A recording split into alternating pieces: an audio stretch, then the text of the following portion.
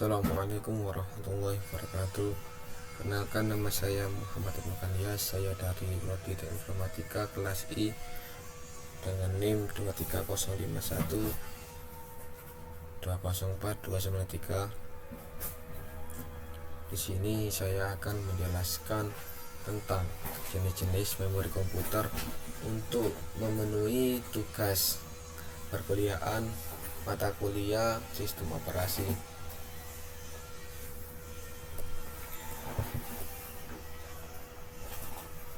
Di video kali ini saya akan membahas tentang pengertian memori itu seperti apa, cara kerja memori komputer bagaimana, fungsi memori komputer bagaimana, apa saja fitur-fitur memori komputer itu, dan jenis-jenis memori komputer.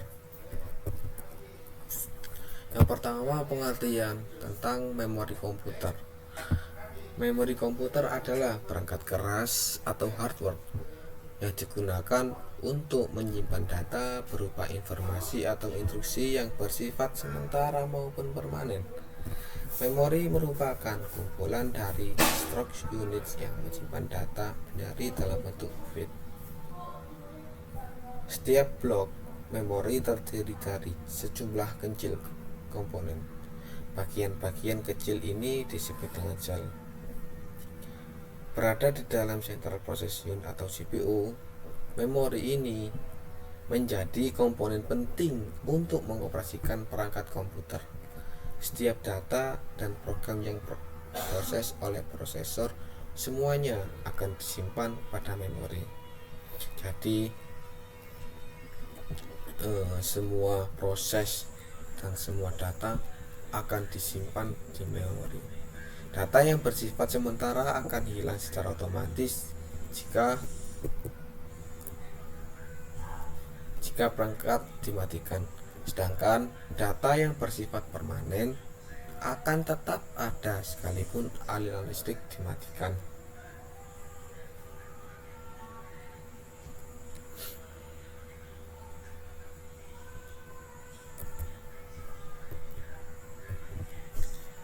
Ini pembahasan yang kedua, yakni bagaimana cara kerja memori komputer.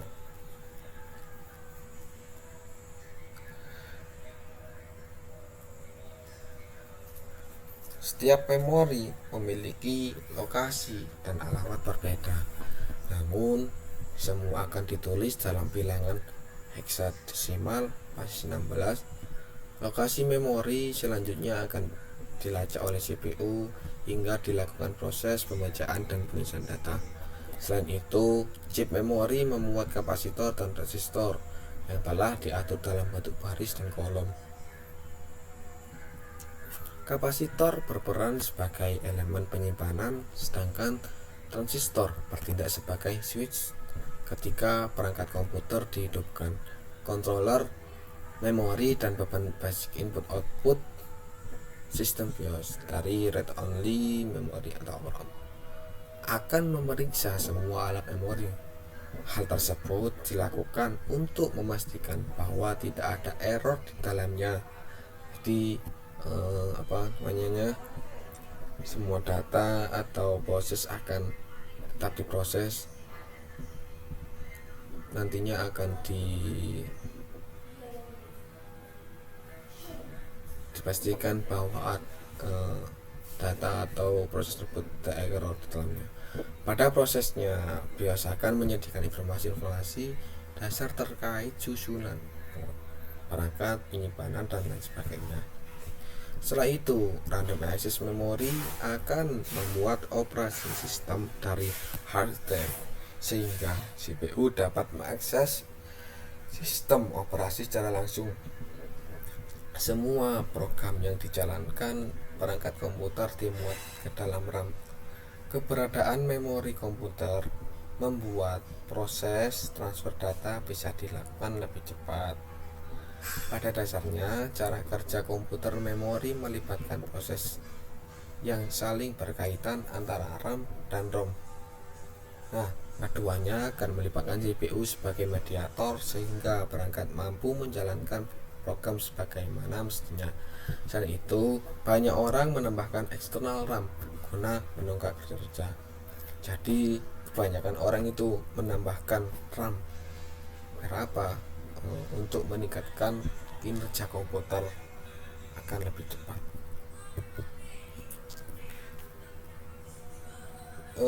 Pembahasan yang ketiga yakni fungsi memori komputer. Memori komputer secara garis besar berfungsi sebagai sarana penyimpanan data, baik data sementara maupun data secara permanen.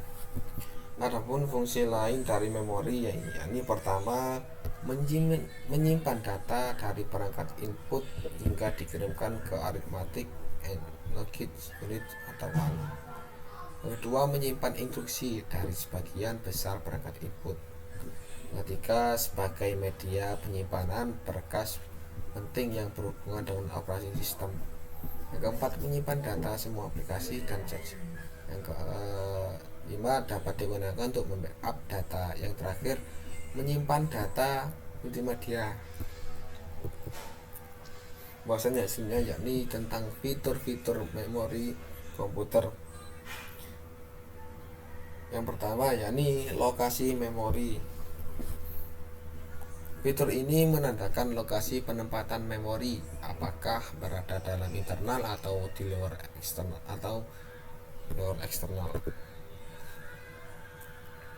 Memori internal disebut juga sebagai memori utama karena tertanam dalam komputer memori, misalnya memori utama, cache, dan register. Sedangkan memori eksternal merupakan media penyimpanan yang berada di luar atau terpisah dari perangkat, misalnya USB, hard disk, CD, tape, dan lain-lain. Yang kedua yakni kapasitas memori. Kapasitas memori merupakan salah satu hal penting dari memori komputer, baik internal maupun eksternal.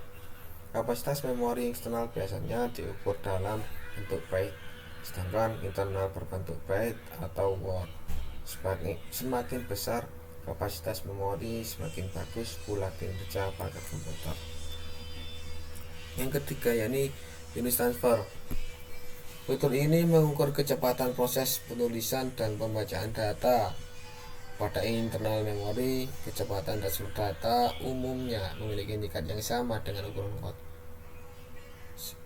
Sementara pada eksternal memori, transfer data tidak akan sama dengan word karena unit transfer cenderung lebih besar. Dalam hal ini, unit transfer memori eksternal bentuk block. Yang keempat yakni metode akses. Fitur metode akses mencakup bagaimana cara perangkat menulis dan membaca memori. Metode akses yang dimaksud diantaranya yaitu associative edge method, merupakan jenis memori yang memaksimalkan kinerja pencarian data berdasarkan alamat memori. Yang kedua, direct memory address, merupakan metode akses yang memungkinkan data dapat diambil secara langsung dari main memori oleh perangkat input atau output. Yang ketiga yakni random access method, merupakan metode yang memungkinkan akses data pada memori dilakukan secara acak. Yang keempat yakni sequential access method.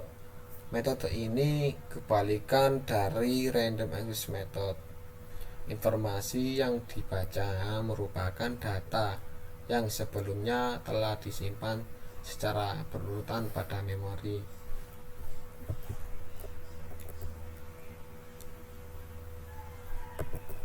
Yang kelima yakni kinerja memori. Secara umum, kinerja memori dibagi menjadi 3 bagian. Di antaranya yaitu transfer rate, merupakan kecepatan transfer data untuk mengirimkan memori ke perangkat eksternal atau internal memori maupun sebaliknya. Yang kedua yakni memory cycle time, total waktu yang diperlukan dalam mengakses blok pertama maupun akses kedua dilakukan. Yang ketiga yakni access time, pada RAM Access time merupakan gambaran total waktu dalam proses membaca atau menulis data yang nantinya dikirimkan menuju memori. Yang ke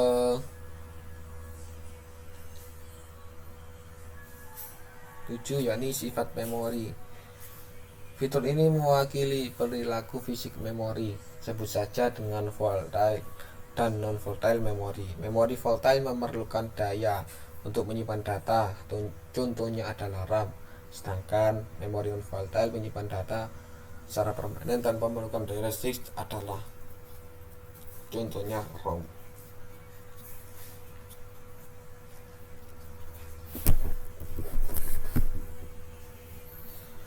Jenis-jenis memori komputer memiliki pembagian dua, diantaranya memori primer dan sekunder. Untuk memori primer sendiri itu, memori primer adalah jenis yang digunakan untuk menyimpan data ketika prosesor menggunakan program secara aktif.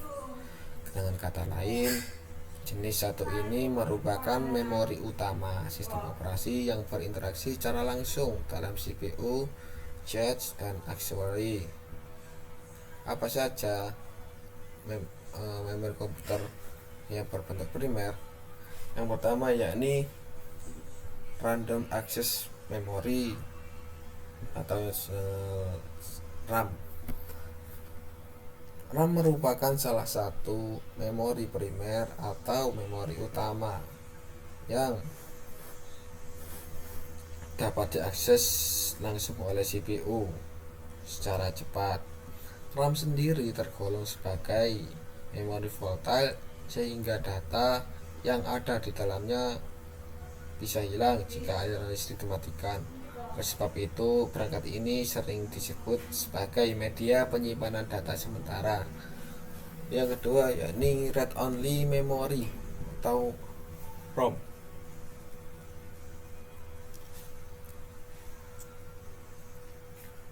Sama halnya dengan RAM, perangkat ini dapat diakses secara langsung oleh CPU dan termasuk memori utama.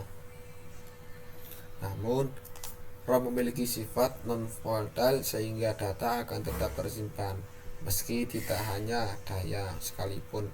Sebagai memori read only, data ROM hanya dapat dibaca alias tidak bisa dimodifikasi.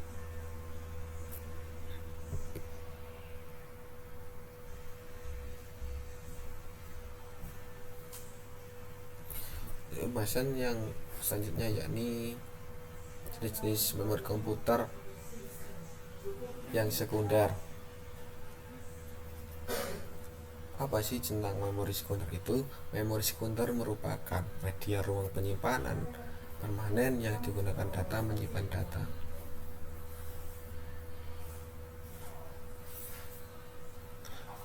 Jenis satu ini lebih dikenal dengan sebutan memori eksternal karena tidak dapat diakses secara langsung oleh CPU.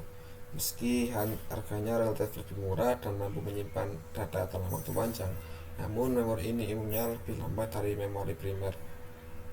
Berikut ini adalah beberapa contohnya. Yang pertama yakni ada hard disk,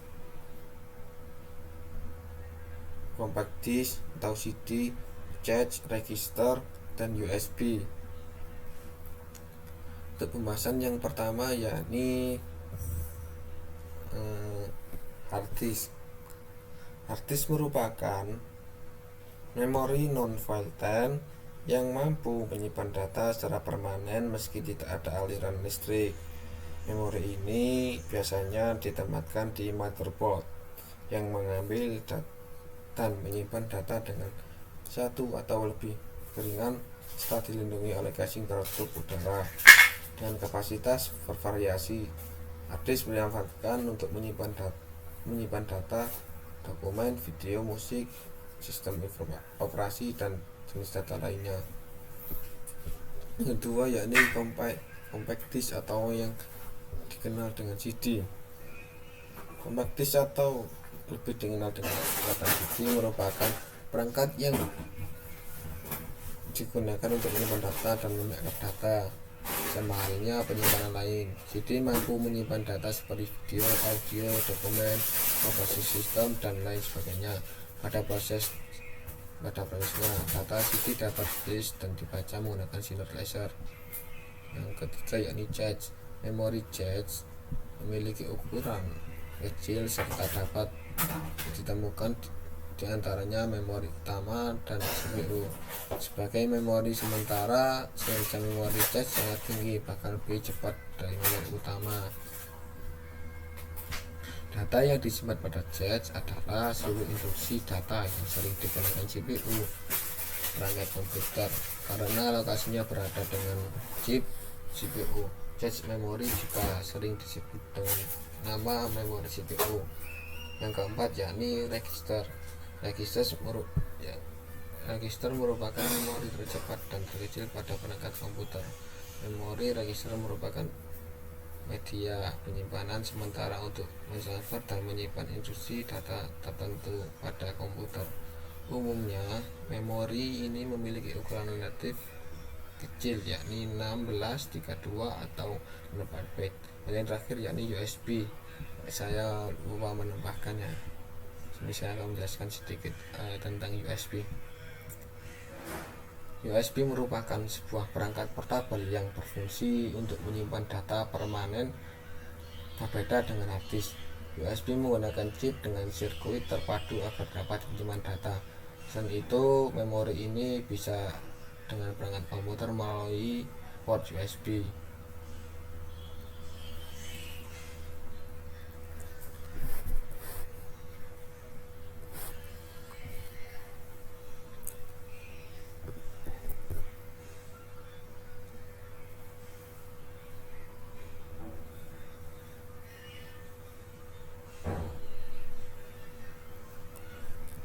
Untuk yang selanjutnya yakni pembahasan yang mendalam.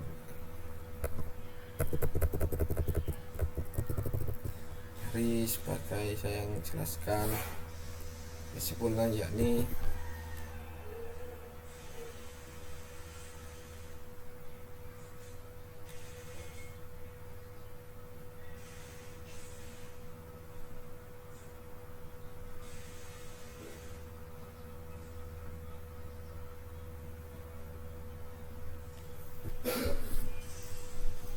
jenis-jenis memori komputer masuk RAM untuk menyimpan data sementara, ROM untuk instruksi yang tidak berubah, cache memori dapat diakses dengan cepat, dan virtual memori untuk perluasan kapasitas penyimpanan sementara saat RAM penuh. Setiap jenis memiliki peran khusus dalam operasi komputer. Sekian dari saya. Bila ada kesalahan baik secara pembicaraan atau tingkah pelakuan, saya meminta maaf yang sebesar-besarnya. Wallahu muwaffiq ila aqwamit thoriq. Wassalamualaikum warahmatullahi wabarakatuh.